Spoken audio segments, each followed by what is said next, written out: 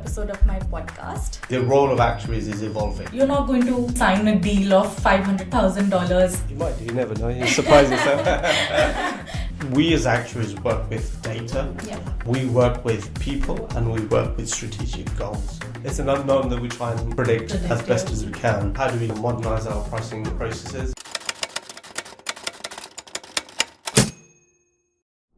Welcome everyone to a brand new episode of my podcast. Today we have a very special guest with us, Taha Ahmed. Taha Ahmed is the Director of Pricing Solutions at Verisk Specialty Business. Before that, Taha was a Senior Manager at Lloyd. He was also the Pricing and Portfolio Lead at the Lloyds of London. He has also worked with companies like Agora, QBE to name a few. We'll cover a lot of his professional and personal journey so far. But before we begin that, thanks for being here today and thanks for giving us your time. Pleasure to be here. Thank you for having me. Great. Before we begin and unpack a lot of that professional journey, I am just going to give you a brief introduction of why we are doing this podcast in the first place and who are we talking to really. So it's basically just that when I was growing up, I didn't really know what an actuary even was. I never heard of that word before. And even during university in India, I was just trying to figure out what it is. But there wasn't a lot of resources where I could just go and get information that I needed and get insight into the real life, how the real life really works. So I thought this is an attempt to remove some of that information asymmetry and just help aspiring actuaries to get real life insights, what it's like to be an actuary in the real world.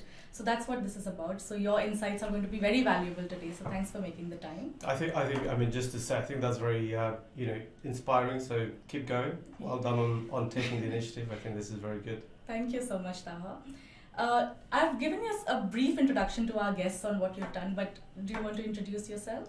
Sure. As you said, I'm a Director of Pricing Solutions at Verisk Specialty Business Solutions.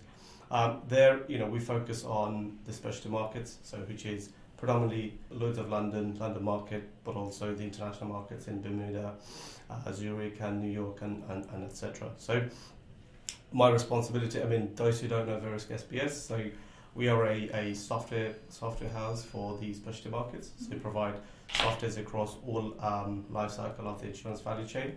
So we have solutions for brokers, for underwriters, for MGAs, from pricing to underwriting to policy admin systems, the entire ecosystem of insurance. So that's who we are in a nutshell. But my background is, I'm a trained actuary in the Lloyd's market. I spent my entire career there. And as you said, I was previous to this, I was at Deloitte doing the consulting work on specialty lines across pricing, portfolio management, and so on. Before that, I spent many years training as a pricing actuary in the London market. So QBE was one of them. Previous to that, I did reinsurance pricing at Willis Re, which is now part of had many name changes since then. Always been in the Lloyds of London market, doing specialty lines, doing all types of actuarial work. While I'm in pricing now, I did start off in the traditional actuarial fields of reserving. Going back many years now, I started my first career at a syndicate called Navigators, which is now part of the Hartford Group, in their reserving team, doing data reconciliation and quarterly reserving. So all those great memories still with me. That's so interesting, and it seems like you've really walked the path of different companies in terms of structure. So it's been the Lloyd's market, for example, or an insurance company, a consulting company, and now technically a software company, so to speak. So it's been quite varied, and we really want to unpack a lot of that. But before I start and we really get to understand your professional journey, let's take you back to the start. When did you first hear about the actuarial world, and how did you decide that this is something you want to pursue? Sure, great question. Coming from the backgrounds that I do, most people in that background, aspire to be doctors or engineers, and really? And I was no different. My parents had great ambition for me to go down those traditional professions. I was never really a big fan of that. I just didn't feel like that was for me. But I gave it a go. Did some work experience in sort of GP practices and hospitals, and turned out it wasn't for me. I was right. So I needed to find a new profession that would convince my parents that it's the right thing to do and that it's a good substitute for going down that route. So, I was always okay in maths. So started looking for opportunities within that field, and so I said, I'm going to study maths at university. Through that researching process, I came on to the actuarial profession. Again, similar to your background, I had no idea what an actuary is or what they do, but after I came to know of them, I Googled, as most people do, what is an actuary, and guess what was at the top? Number one job in the world, or a well-paid profession, highest paid profession, etc. So all very attractive headlines. So and that was the start really, and so soon after that I decided that that was the profession for me, and so I went down the route of studying actuarial science at university, and then getting an actuarial job, and here I am still working within insurance in some scope or shape or form, related to actuarial. So that sounds so interesting, and it's really inspiring that you tried various things and then made a choice. So it was a firm choice that this is something you're most interested in. When did you qualify? How long ago was that? So my qualification process has been a long journey. So I qualified. I think I officially got my FIA in 21. Okay. But I took a long time getting through that process. I went through those phases of ups and downs as you do. You pass your exams, great, get a lot of momentum, and then you sort of fail a couple, and then you're like, this is not for me, guys. I'm giving up. Yeah. So I've had a few phases, and then life moves on. So I moved on with my family life, got married, had children, and then decided that I should really finish off my exams. So went back to my exams and finished them off. So it was a long process, but I think what I recommend in that is stay with it. It's definitely worthwhile. Yeah, I think I agree. I think we've all had phases. It's a long journey. It's 15 papers, now 13. But something you said is so important, just stay at it. Yeah. It's not an if question, it's a when question. I think aspiring actuaries have also come up to me, and I'm sure come up to you, and asked the question of, should I just do a few papers and then leave it? Does it really matter? And on your point, you went back and tried to complete the papers, and you were successful. Would you recommend that, when someone asks you, should I just leave it at 4 or 5 papers? Is it really going to make an impact if I qualify? What's your opinion on that? I think it depends on you as an individual. Like, you have to understand what you want to gain from your career, what kind of career you want to have. The roles I've performed, the qualification has never held me back. The qualifications probably isn't what got me to where I got to. I think so it's important to understand what kind of career you want. I mean, if you want to be a chief actuary who wants to sign on reserving numbers, then absolutely, you need to get your qualifications as soon as possible. I was very much a hands-on, practical kind of person who always wants to get on with the job, work with people, solve problems. And you don't need a qualification for that. There are plenty of problems that you can solve without qualification. So if you feel like you need to give up, take a break. There's no harm in taking a break. That's what I've done. That's what many people have done. So there is no such thing as a one-size-fits-all approach to the exams. And also life moves on. Like I said, for me it was important that my life progressed outside of career. I have a life outside of career. I have my personal life, which I wanted to progress and start a family, and I didn't think that I needed to be held ransom by the exam. So I think take a break. You don't have to make a final decision that you're giving up or you're not giving up. The profession is very flexible. Yeah. It's not a university exam. Yeah. You could take 1 year break. We could take 2 years break, 5 years break, however long you need. Take a break, but always give it a chance. Come back, consider it. Maybe do one more exam and see how it works. Like you said, at the beginning, it's not a question of if, it's a question of when. Yeah. If you've started the profession, you're more than qualified to get the qualification and qualify. It's just a question of how long it's going to take and whether you want to give it a go. And having said that, again, it might be for some people that it's enough and they give up and go do something different. That's also okay. There are very successful practitioners in this marketplace who started off in actuarial but have gone on to do broking, underwriting, or many serious leadership positions. So it's not a just because you give up doesn't mean you failed at your career. You can have a great career, not being a qualified actuary. So that's also a possibility, and it's also a possibility, a credible possibility. The personal life point that you mentioned, he has beautiful, amazing kids, which I've Thank seen you. over Teams calls. So yeah, beautiful. Maybe you kids. get to meet them one day. Yeah, hopefully soon. Yeah. Let's take a step back for all the young listeners. Can you explain what is the difference between specialty and commercial insurance? Sure. So in general insurance, so insurance outside of non-life, or what we call non-life insurance. So you have retail, which is personal lines. So your personal home insurance, your motor insurance, and so on. And then you have commercial insurance, which is businesses, insurance for businesses, which is generally package policies, SMEs, or also known as SMEs, and so on. And specialty is the lines of business where require specialist underwriting, other knowledges such as aviation, marine, and cyber, and so on. So those are kind of non-traditional or large risks which requires multiple expertise to insure, to assess, to quantify, and so on. So when we talk about specialty insurance as a business, like you said, it's so niche in the knowledge that is required. So the underwriters play a huge part in their judgment, what we call the underwriter's judgment on the risk. So what do you think about that, the difference between what an actuary thinks and what an underwriter thinks when writing something like specialty risk? Because the actuary is more driven by the models, the numbers, the data, but the underwriter, most often than not, is driven by the judgment, his or her knowledge of the market, what the forces are like. So how do you get to that midpoint in this market on, okay, this is how we're going to write the risk? Sure.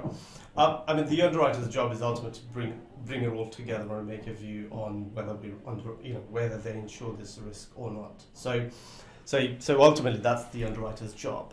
And what the actuary does is enables the underwriter to make the optimal decision and that's from a so how does an actuary do that?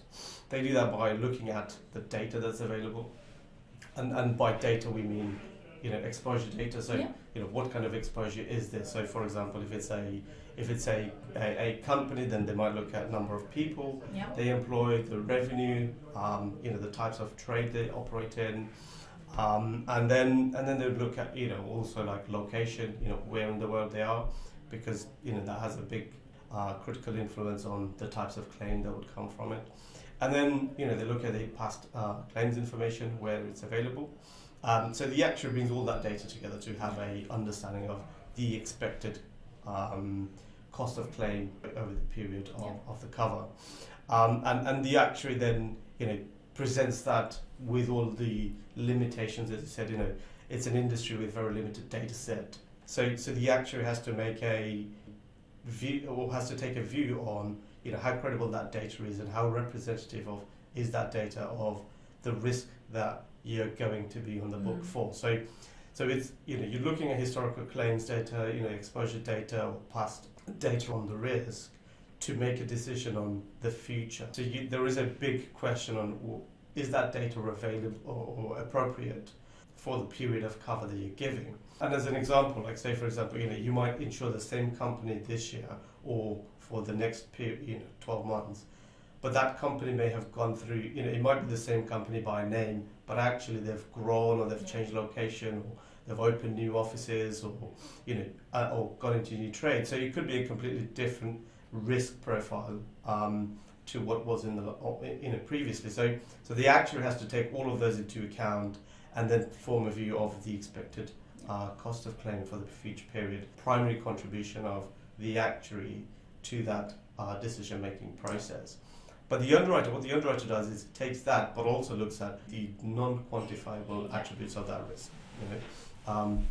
So like they might look at engineering reports, they might look at the leadership of that organisation, and what is the outlook of that business going forward? Have they changed strategy? So all of that. So those things are factored in by underwriter, and those are kind of, as you said, they're judgment based, because they're not like there isn't a one-to-one data mapping to, okay, well, yeah, okay, let's say, they've had a change in leadership. Well, what does that mean? The underwriter has to take a judgment of, is that a positive, change or a negative change, in that, does that change, or would that change lead to a greater chance of a claim from this client, or would it reduce the chance of a claim, going forward? So all of those things which are non-quantifiable are taken in by the underwriter. And the other aspect is, the underwriter is ultimately responsible for, the risk appetite of that book of business that they're underwriting. So the underwriter make a judgment on, does this risk fit in with their risk appetite and other underwriting preferences that they have. Yeah, that's very interesting. And I think the main point that I take away from that is that the actuaries mostly act as enablers for the underwriters by giving them, this is what it technically should be, which is what we call the technical premium. And the actual premium can be with all those factors that you mentioned, which the underwriter will take into account. That gives us a segue into Lloyds of London, right? Because Lloyds is a specialist at writing specialty lines of business. A lot of the world's specialty lines are written through Lloyds, and you spent a considerable time of your career at Lloyds. So before we get into that, do you want to spend 30 seconds just telling people what Lloyds of London is? Sure. Lloyds of London, in a nutshell, is a marketplace. It brings together, underwriters. It brings together the risk, and it brings together capital. Ultimately, you need capital for you to become a underwriter. So it's a marketplace where capital, talent, and the risk comes together to exchange. So it's basically a marketplace that, and interestingly, for those who don't know, it's a physical marketplace in London, which was established hundreds of years ago, and it is still very much a physical marketplace.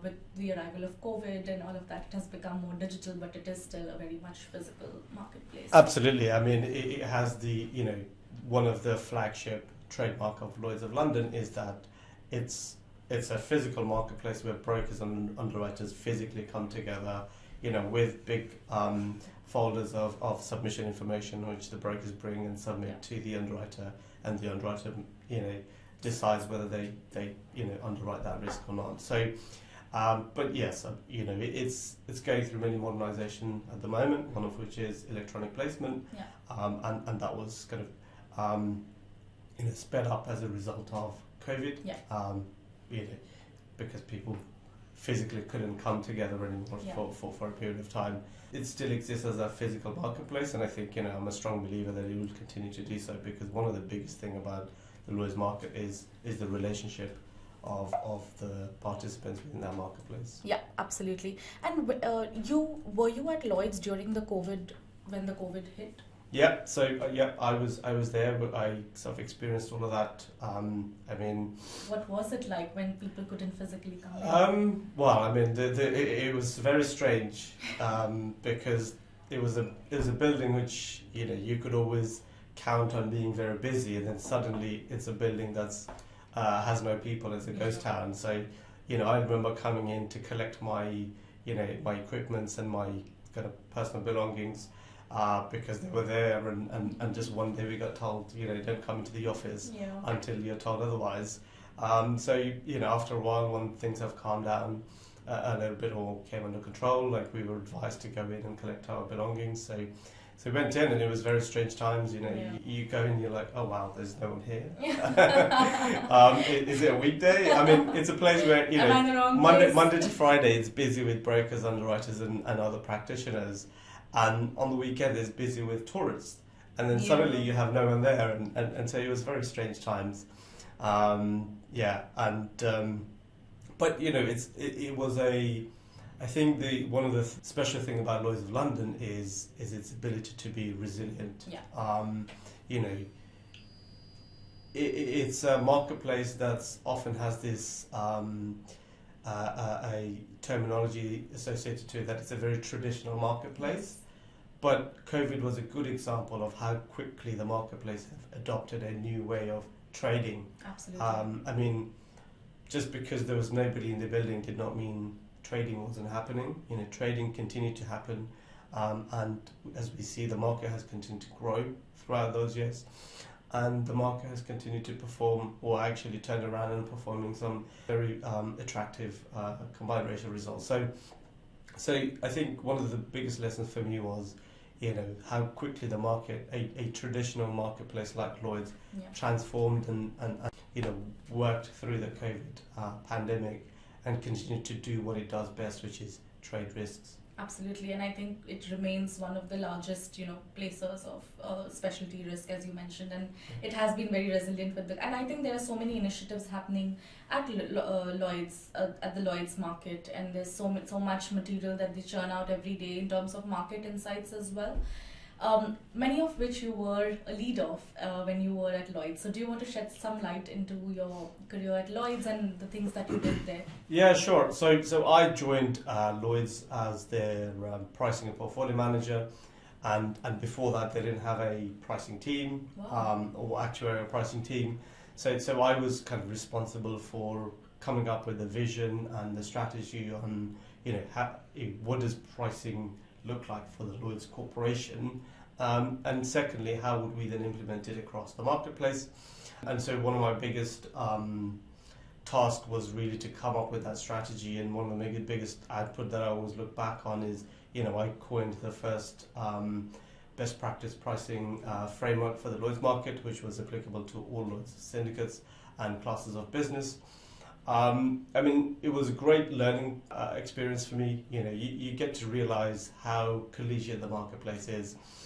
As a result of that, I had to work with London Market, the LMA, London Market Association, all the syndicates and their management teams, the brokers, and other kind of market initiatives and bodies to really understand, all the stakeholder needs that Lloyd's performs, the corporation, and how you can play a part in that role. And so I set that up, and then rolled that out across the Lloyd's market as a framework. And the framework is a maturity framework which articulates what does good look like in terms of actuarial pricing for the Lloyd's market. And that's a big challenge because, as you said, it's a marketplace for specialist risks, which means by definition they're all very different. So you're trying to come up with a framework that applies to all of them, which can articulate, what good looks like, was not a small task. And so, I'm very privileged to have had that opportunity. And, that framework then became the bedrock of the new oversight framework, which is now called PIBO, the principles-based oversight, or the principles defining the requirements on all of the Lloyd's practitioners. So that was a big change and a big task which I thoroughly enjoyed working with, and was a great eye opener to the huge processes that exist within the Lloyd's and London market. Yeah, absolutely, and I think it has become so popular as well. So surely you must feel quite nice when you see so many insurers using Absolutely. that. Yeah. It also created many actuarial jobs in the Lloyd's market. Ooh, So pricing actuaries, the demand for pricing actuaries in the Lloyd's market have rocketed as a result of that. I think it opened the eyes of many syndicates and the management in terms of the value the pricing teams can bring to their organisation in making sure that they deliver, the underwriting results they wanted to, or they plan to, and also how having that skill set within the organisation makes them far more resilient and far more attractive for expansion in new lines of business or new geographies or new areas that they hadn't underwritten in the past, and also dealing with the Lloyd's Lloyd's kind of oversight process. There's a lot of knowledge within pricing teams which goes a long way in staying compliant with the Lloyd's oversight process, which is a small task for any syndicate or managing agency. Yeah, absolutely. And I think something very interesting here is that, while you were building this whole framework, and like you said, each syndicate is different, the kind of risks are different, everything is so special, niche in the way it is written. When you were coming up with this, surely you dealt with many syndicates and understood how the workings of that works. So how was the transition from that, where you're actually employed at a marketplace and you're dealing with various syndicates? versus at Deloitte where you were a thorough consultant and you were dealing with different clients? Was there a parallel that you drew from that? Because at the end of the day, you're doing a wide variety of work and dealing with a wide variety of processes, people, etc. in different companies. Yeah, I mean the transition to Deloitte was interesting. Sometimes it felt like it's an extension of the conversations I had with with syndicates or pricing teams or Right. underwriting teams from when I was at Lloyd's. At that time, the conversation was very much, we expect you to comply with these oversight requirements. And at Deloitte, it was, hey, remember those conversations we had where we said, or I said that you needed to comply. How are you getting on? I'm now at Deloitte. Can we help you? So it was a lot of the time. It was an extension of the conversations, and I think the thing I enjoyed at Deloitte was actually doing some of those things. Having that opportunity to go into an organisation and help solve problems in terms of, okay, how do we build a new framework, or how do we build a new model, or how do we kind of build a strategy for our underwriting growth plans, or looking at how do we kind of modernize our pricing processes.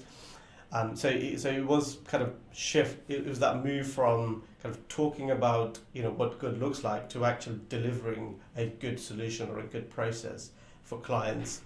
And it's never a easy task when someone's actually paying you to do it and to do it within a time frame. So the pressure of that is definitely much greater at Deloitte. So, but I thoroughly enjoyed that, doing that for the people and the clients that we had, and it was great to work with yourselves and the team at Deloitte in delivering some of those tasks. So that that was very much enjoyable. But in terms of parallel, it really just felt like an extension of what I was doing at Lloyd's, but with the added pressure of delivering it within budget and within a time frame. Yeah. So that was always a challenge. Yeah, I can imagine. And like you said, Lloyds of London was what good looks like. Deloitte was delivering what that good looks like, and now you're at Verisk, which is one of the solutions of what good is. So how has the transition then been from Deloitte, where you were delivering, these pricing transformation projects and strategy projects, and understanding what insurers need and what they're looking for in the future, to actually Verisk, where you have a market leading solution and now you're trying to deliver that to clients. So how has that transition been then? Sure. I mean, I'd say I'm still transitioning, so Yes. it's still very much early in my role. Verisk is a huge company. They're very big in the US. Verisk is the organization that captures or facilitates the capturing of all of the ISO data in the US, which, if you don't know, then it's essentially all the data from all the carriers that write businesses in insurance in the US, that they have to file all their rates and associated data with it to an organization, and that's ISO. And so I spend at the moment I'm spending a lot of time just getting to know the organization. My role at Verisk is a new role again, so there is no precedent of what that role is or should be. It's really a role of an idea. The idea is to enable the modernization of the specialty market, especially around pricing and underwriting process. Verisk has deep capabilities in technology and a large data set. So the purpose of the role is to really look at ways to bring that together to form or to create solutions that's market leading. But with these things, the solutions might be market leading today, but by tomorrow it becomes kind of market average. So it's one of the other challenge I have that I want to kind of tackle in this role is how do we continue to update our solutions for the market that continue to be market leading. So is that continuous improvement is one challenge that I'm really looking to address and work with my various partners within Verisk, but also within the network of Lloyds and specialty markets, in terms of clients, from carriers to brokers, and work together collaboratively as partners to continue to evolve as each other, as each other evolves, that we continue to evolve, and have solutions which, goes through that, continuous improvement process. So yeah, as I said, I'm still transitioning into that role. Technology is something that I have a lot to learn. So I'm learning a lot from my colleagues at Verisk as well, and I think we complement really well in terms of my expertise and experience of working in-house in a consultancy and in a regulatory capacity. So bringing all that together with the technological and data capabilities of Verisk, I think we're in a very strong position to deliver market-leading solutions for the foreseeable future. But the marketplace, as you touched on, the Lloyd's market is going through a huge modernization program, and we're an integral part of that program. And so, thinking about how do we continue that partnership in a constructive way that delivers for us as an organisation, but also for the market as an industry, is a great priority for us. Absolutely, and I think that sounds very exciting as well. Scope for a lot of innovation, which is always so interesting. I also want to understand, you've touched upon this a few times in the conversation, which is how the pricing actuary is not just a pricing actuary anymore. It's the link between technology, underwriting, and other various functions of the insurance company. With that, what is your perspective on what the pricing actuary can do in the future? Because from the conversations you've very kindly told us about Lloyd's, what the modernization process is, and you've done such niche, interesting, innovative roles.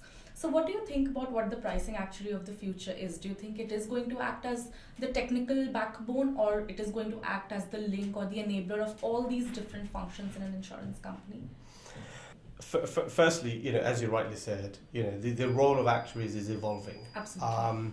And that's fundamentally because we as actuaries work with data. Yeah. We work with people, and we work with strategic goals. Ultimately that's what we do.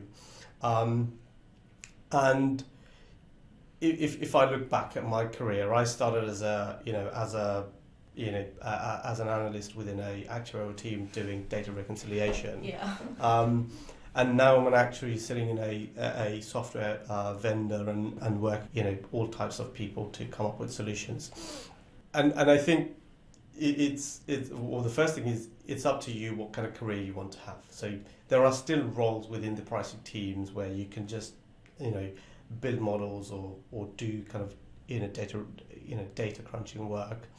And that, that role exists, and I think, it's going to exist for the foreseeable future, because organizations in a marketplace, you have some organizations which are very mature and some which are immature or on that maturity journey, because they have a different way of operating, or they operate in a niche. So I think that some roles will always be there, but the role of actuary, I think, is fundamental. And one of the reasons I joined Lloyds of London was I wanted to put pricing actuaries in the map of running organizations. And by that, what do I mean? I think actuaries have this special skill set of being able to bring together data insights, bring together kind of underwriting insights, bring together strategic goals, and use all of that to come up with efficient processes, efficient operating models, come up with efficient ways of dealing with stakeholders. Because we have an understanding, not all of us are technologists, but we have an understanding of how technologies operate. So we understand that, which in this day and age, it's essentially the backbone of all operating models. So having that understanding of, okay, how does technology operate, means you naturally have a good understanding of what would an efficient operating model would look like for an organization. Yeah. And then you kind of overlay that of, okay, what are the needs of the business, for like the front-facing business? So what does an underwriter need from in order for them to underwrite? What insights would they need? What data do they need? How how do they need to access that at what frequency. So I think actuaries, by doing the roles they do in terms of the core actuarial work, they pick up a lot of knowledge and intelligence about data, operating models, technology, stakeholders, regulatory reporting, MI. So before you know it, you've gained all of that knowledge, which puts you in a very strong position to have a strong say in kind of management roles. So I think the actuarial roles will continue to evolve, and actuaries will continue to play greater role in running organizations, in executive roles, leading kind of vision for the organization. That's kind of my thought process. But who knows what the future is, right? So it's an unknown that we try and predict as best as we can. Yeah. But time will tell. Yeah, absolutely. So as aspiring actuaries, we always think, what is the right way to network? What is the right way to build those relationships early in your career? But when you're early in your career, you don't want to just go, and you're not going to, let's say, sign a deal of $500,000 right away. You're just young. You're young into the profession. You might do. You never know. You surprise yourself. I mean, hopefully soon. Yeah. But what is the right way of networking to build those meaningful relationships? It's not just someone you meet at a conference for 5 minutes. You're not going to remember them probably. But yeah, what is the right way to build that network? I mean, I don't think there's a right way, but there's definitely a few things that you need to do right, which is be genuine, be honest. I'm a people's person. I like people. I like talking to people, learning their stories, learning their experiences, and learning from them. Yeah. So for me, it's always been, if there is an opportunity to go meet some new people and learn more about them, and I never let that go. Yeah. I always take that up. Doesn't matter how busy I am. I've done that right before exams. I've done that, right before deadlines. I'd be up and out. Whether it's go meet them for a coffee, or go meet them for lunch, or go to a conference. I mean, you say you might not remember them. Most conferences I go to, if I met someone, I'll come back and follow up and say, hey, great to meet you. We didn't get to have a proper chat. Why don't we have a proper chat? And just learn. You might think going to a conference is lots of people, but it's lots of people who are all interested in the same industry. Yeah. So there's always things that you can learn from each other. So I think that's one thing to do, is be genuine in that interest. Yeah. And the other is, I think, just put yourself out there. Yeah. Actuaries often kind of think, oh, I'm not a social person, I don't like interacting with people, or too many new people. But put yourself out there. I mean, people often say I'm an extrovert, but I'm like, believe me, I'm a really introverted person. Really? I would have never ever thought that. But one thing I always do, I put myself in really uncomfortable positions. It's not always a good idea to do that to yourself. But I feel like that's the only way, or that's definitely one good way of learning and growing as an individual. So put yourself in uncomfortable positions. What's the worst can happen? Yeah, definitely I agree. I think I am a very social person as well, and I love meeting new people. This podcast is something we weren't maybe most comfortable with, but this is something that we're just pushing ourselves out of our comfort zones, which is so important. Absolutely, and well done for doing that. Like I said, I'm not a big big fan of being in front of cameras, but if the opportunity is there, I'll put myself in front of it, which is why I'm here. Natural. Hey, you're a natural. Hey listeners, before we finish, I wanted to say thank you, Darshika, for a great podcast and all your efforts. Also, make sure all of you who are listening to subscribe and continue to follow and support Darshika with all your support and all your love. Thanks.